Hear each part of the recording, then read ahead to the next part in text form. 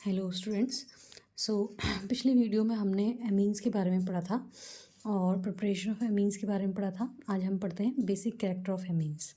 So basic character of amines क्या है, देखिए एमीन्स जो है बेसिक कैरेक्टर के हैं और बेसिक कैरेक्टर किस लिए होता है ये देखना है। बेसिक कैरेक्टर जो एमीन्स का है वो नाइट्रोजन पर एक लोन पेयर के होने की वजह से होता है। ठीक है, हमको पता है कि अमोनिया से जो है हम क्या बनाते हैं, एमीन्स बनाते हैं। अमोनिया NH3 है, इससे हम बनाते हैं मिथाइल एमीन। इससे एक हाइड्रोजन निकाल के उसकी जगह अगर आप कार्बन की चेन लगा दें तो इसे मिथाइल एमीन कहेंगे। ठीक है ना। लेकिन यहाँ पर जो नाइट्रोजन पे लोन पेयर है, ठीक है, और यहाँ पे भी जो नाइट्रोजन पे लोन पेयर है उसकी वजह से जो है ये किसकी तरह बिहेव करता है, ये जो है एक बेस की तरह, क्षार की तरह बिहेव करता है। हमारे पास दो कॉन्सेप्ट हैं क्लास 11th में, ब्रॉन्स्टेड लॉरी कॉन्सेप्ट और Lewis concept. Bronsted Lowry concept कहता है कि जो H+ देते हैं वो अम्ल हैं और जो H+ लेते हैं वो क्षार हैं। ऐसे ही लुईस कॉन्सेप्ट कहता है कि जिसमें इलेक्ट्रॉन की कमी है, यानी कि उसका ऑक्टेट पूरा नहीं है, वो अम्ल है, और जिसके पास इलेक्ट्रॉन है एक्स्ट्रा, ठीक है, ऑक्टेट कंप्लीट है और एक्स्ट्रा इलेक्ट्रॉन लोन पेयर की तरह पड़े हुए हैं और वो दे सकता है, तो उसे हम क्या कहते हैं, क्षार कहते हैं। तो यहाँ पर जो हमारे पास NH2 या NH3 ग्रुप है ये एक लुईस क्षार है। ठीक है, लुईस क्षार होने की वजह से, और क्यों है, क्योंकि इसके पास लोन पेयर ऑफ इलेक्ट्रॉन्स हैं जो ये बॉन्ड बनाने के लिए दे सकता है, यानी कि हाइड्रोजन ले सकता है और इन इलेक्ट्रॉन को किसी बॉन्ड को बनाने के लिए दे सकता है, तो इस वजह से एक लुईस क्षार भी है। इसके अलावा हमने देखना है कि जो क्षारीयता है, इसका जो ये क्षारीय नेचर है ये किस बात पे निर्भर करता है। ठीक है, तो हम क्या देखते हैं कि अगर हम किसी भी अमीन को पानी में डालते हैं तो हमारे पास जो है एक रिवर्सिबल रिएक्शन है जिसमें हमको क्या देखने को मिलता है, इस तरीके से जो है कॉम्प्लेक्स और OH- हम देख रहे हैं कि जो NH2 का लोन पेयर है उसने क्या लिया है, पानी से एक हाइड्रोजन को लिया है और क्या बन गया है, NH3+ बन गया है, यानी कि ये इससे हाइड्रोजन लेता है और इसीलिए क्या है, ये एक लुईस क्षार है। ठीक है, तो क्षार है या सिंपली क्षार है। तो यहाँ पर क्या होता है, जब ये रिएक्शन होती है तो हमारे पास क्या आता है, एक क्षार वियोजन स्थिरांक आता है Kb, जो कि किसके बराबर है, उत्पाद की मोलरता बटे, ठीक है, अभिकारक की मोलरता के बराबर है। उत्पाद हमारे पास ये है और अभिकारक हमारे पास ये है, और प्योर पानी के लिए, ठीक है, हम क्या करते हैं, उसके जो भी वैल्यू है उसको 1 मान लेते हैं। ठीक है, तो ये हमारे पास आता है। इसके अलावा देखिए अब यहाँ पर हमारे पास कुछ वैल्यूज़ हैं, Kb की वैल्यू, Pkb की वैल्यू। Kb क्या है, वियोजन, क्षार वियोजन स्थिरांक है। इस Kb की वैल्यू जितनी कम आती है ना, उतना ही क्या होगा, Pkb वैल्यू क्या आएगी, ज़्यादा आएगी, और उतना ही क्या होगा, ये एक वीक बेस होगा, कमज़ोर, ठीक है, क्षार होगा, यानी कि इसकी क्षारीयता कम होगी। ठीक है, तो Kb की वैल्यू अगर कम है तो Pkb की वैल्यू ज़्यादा होगी, और Pkb की वैल्यू अगर ज़्यादा है तो इसका मतलब क्या है, ये इसमें आपस में एक दूसरे से रिलेशन है। ठीक है, ऐसे समझ सकते हैं आप। इसके बाद देखिए हमारे पास जो है क्षारीयता समझाने के लिए जो है पहला जो इफ़ेक्ट है उसे आप कह सकते हैं कि वो क्या है, प्रेरणिक प्रभाव, यानी कि इंडक्टिव इफेक्ट है। ठीक है, हम जो पहला हमारे पास फैक्टर है क्षारीयता को समझाने के लिए वो है इंडक्टिव इफेक्ट। ठीक है, तो व्हाट इज़ इंडक्टिव इफेक्ट, देखिए आपको पता है कि अगर किसी भी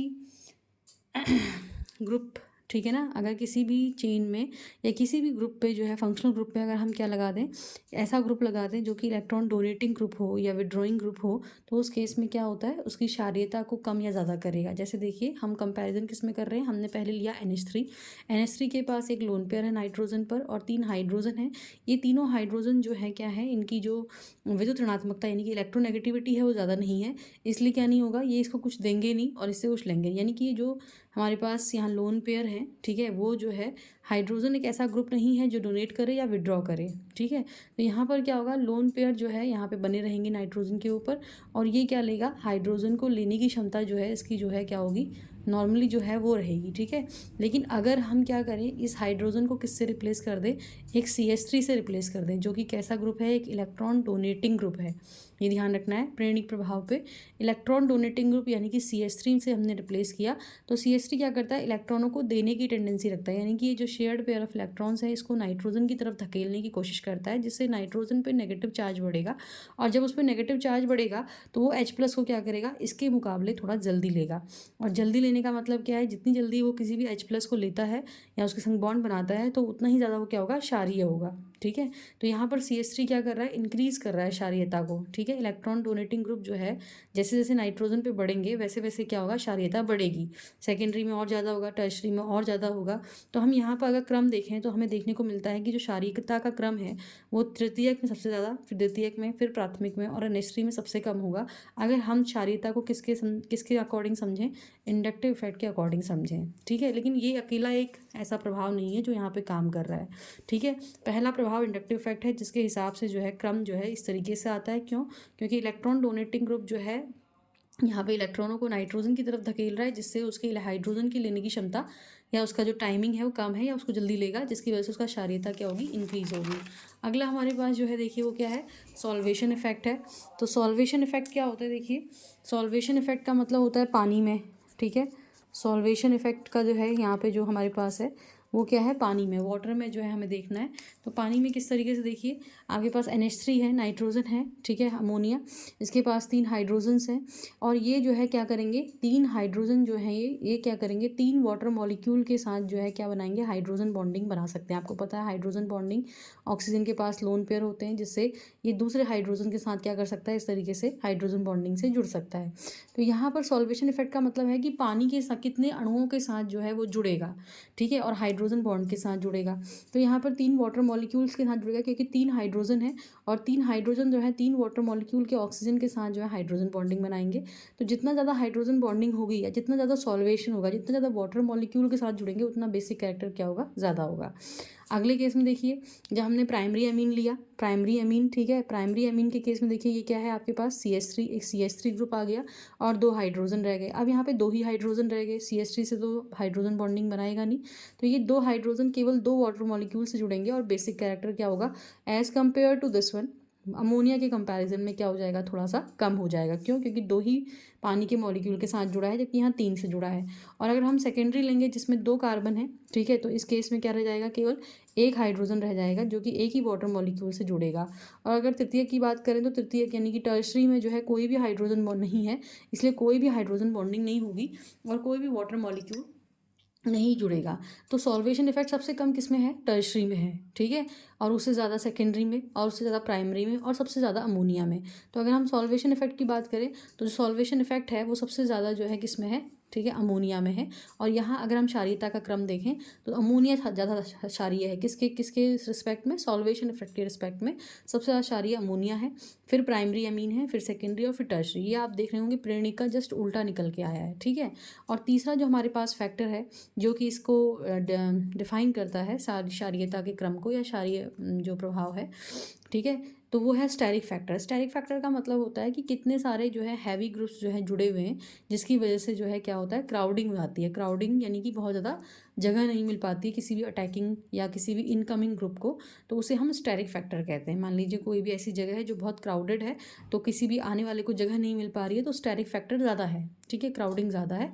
स्टेरिक फैक्टर किस में देखने को मिलता है, हमें टर्शरी अमीन्स में देखने को मिलता है। कैसे, देखिए, एक टर्शरी अमीन में नाइट्रोजन 3 कार्बन की चेन से जुड़ा हुआ है और ये तीनों कार्बन की चेन को अगर हम खोल कर लिखें तो यहाँ पर क्या है, क्राउडेड है ये एरिया, यानी कि यहाँ पर जगह जो है कम है, जिसकी वजह से इस पर हाइड्रोजन अटैक नहीं कर पाता आसानी से, उसे जगह कम मिलती है एक तरीके से देखा जाए तो, ठीक है।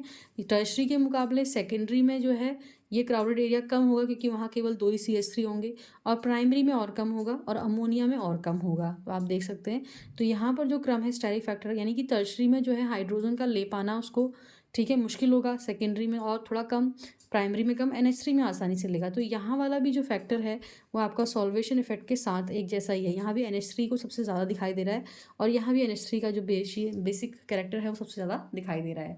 तो यहाँ पर 2 इफेक्ट तो क्या कर रहे हैं, एक जैसे हैं, जो सॉल्वेशन और स्टेरिक फैक्टर है। लेकिन जो प्रेरणिक प्रभाव है उसका कहना ऐसा नहीं है कि आपका जो है प्रेरणिक प्रभाव उसका जस्ट उल्टा है। उसके हिसाब से जो है सबसे ज़्यादा जो है टर्शरी में है, उसके बाद सेकेंडरी में, फिर प्राइमरी में और अमोनिया में सबसे कम जो है क्षारीयता का क्रम है।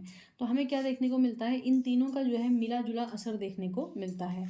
क्या इन तीनों का मिला जुला असर देखने को मिलता है? जब हम तीनों की बात कर रहे हैं तो हमारे पास जो है तीनों का मिला जुला असर है, और वो इस तरीके से है कि हमारे पास 2 हैं, एक इथाइल अमीन और एक मिथाइल अमीन, ठीक है। तो इन दोनों में हम जब देखते हैं तो हमारे पास जो है इन दोनों में देखने के लिए किस तरीके से, देखिए इथाइल अमीन CH3 CH2 NH2, तो यहाँ पर जब हम मिला जुला इन तीनों फैक्टर का, कौन कौन सा, प्रेरणिक प्रभाव यानी कि इंडक्टिव इफेक्ट, दूसरा सॉल्वेशन इफेक्ट और तीसरा स्टेरिक फैक्टर, इन तीनों का मिला जुला प्रभाव देखने को मिलता है। और जब हम इथाइल अमीन की बात करते हैं तो इसमें जो क्षारीयता है वो सेकेंडरी की ज़्यादा, टर्शरी की कम, प्राइमरी की उससे भी कम और NH3 की भी उससे भी कम दिखाई दे रही है। यानी कि जो है सबसे ज़्यादा जो है यहाँ पर आप देख रहे होंगे प्रेरणिक प्रभाव काम कर रहा है, लेकिन क्योंकि स्टेरिक फैक्टर ज़्यादा है टर्शरी में, तो वो टर्शरी पीछे चला गया और सेकेंडरी आगे आ गया है। ठीक है, तो इस तरीके से। और एक मिथाइल अमीन में हमारे पास जो है NCERT की बुक्स में दे रखा है ट्रेंड, तो आपने इन दोनों के लिए जो है आपकी बुक्स में है, इसलिए आपको ध्यान रखना है।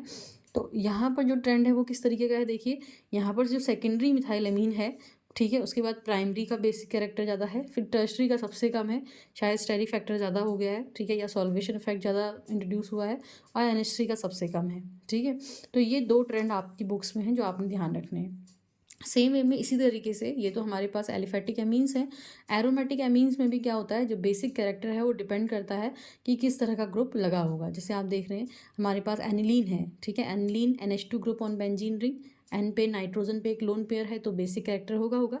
लेकिन अगर हम कुछ ऐसे ग्रुप लगा दें जैसे कि इलेक्ट्रॉन डोनेटिंग ग्रुप CH3 लगा दें पैरा मेटा या फिर ऑर्थो पोजिशंस पे, तो क्या होगा, they will increase the basic character, ऐसा हम मानते हैं, क्योंकि वो क्या करेंगे, देंगे, और देने की वजह से क्या होगा, नाइट्रोजन पे जो है नेगेटिविटी बढ़ेगी और वो जो है हाइड्रोजन को इजीली एक्सेप्ट कर लेगा।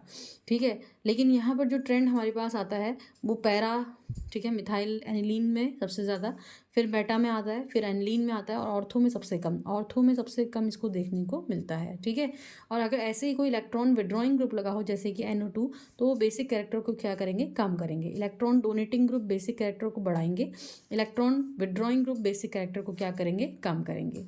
तो ये था बेसिक कैरेक्टर के बारे में, ठीक है, ऑफ द एमीन्स। ठीक, बेसिक कैरेक्टर ऑफ एमीन्स आपने ध्यान रखना है कि 3 चीज़ों पे निर्भर करता है। पहला आपका प्रेरणिक प्रभाव, दूसरा सॉल्वेशन इफेक्ट, और तीसरा जो है आपका स्टेरिक फैक्टर। और इन तीनों का जो मिला जुला हमारे पास प्रभाव है वो इथाइल एमीन और मिथाइल एमीन में जो है देखने को मिला है, जो कि एक अलग सा ही ट्रेंड आया है। ठीक है, तीनों का मिला जुला असर हमको देखने को मिलता है, तो ये आपने ट्रेंड को ध्यान रखना है। ठीक है, आज के लिए इतना ही काफ़ी है। अभी इस वीडियो में हम बेसिक कैरेक्टर के बारे में ही ध्यान रखेंगे, और नेक्स्ट वीडियो में फिर हम एमीन्स के अगले जितनी भी प्रॉपर्टीज़ हैं या उसकी रिएक्शंस हैं उनके बारे में पढ़ेंगे। Thank you all of you.